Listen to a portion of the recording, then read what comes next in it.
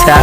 हाँ हो पागल जा तरी बोल हाई फाई रंगदार स्टाइल घायल पहले बात तोहार समाइल वादा तोरा तनी रहब शरण में कोनो फायदा नहीं है एगो लड़की बसल दिया मन में जवन संगे पढ़ेले टेंशन में हमर भाई होई कोली ओकरे कोन में जवन संगे पढ़ेले टेंशन में समझ में आइल पागल भइल बड़ा का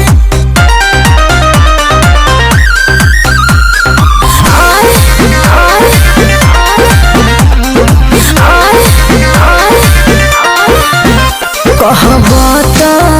तोहरे ही स्कूल में नाम लिखवाले सारा दुनिया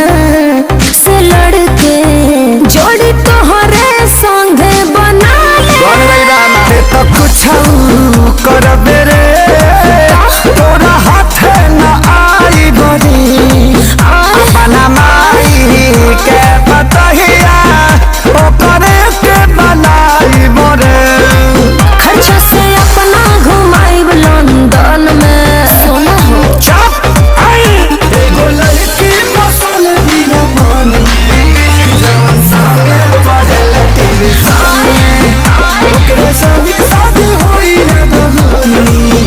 जवन लड़की पढ़ेले टेंशन आई हो दादा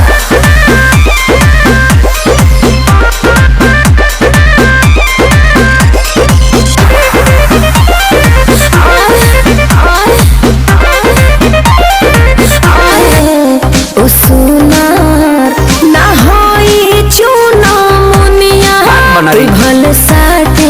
माथे पर बिंदी चाहे के तनो पेनी न थुनिया मुँह पर मेकअप मारी के ते तो चमक तो बारे रे झूठो पवन खेसारी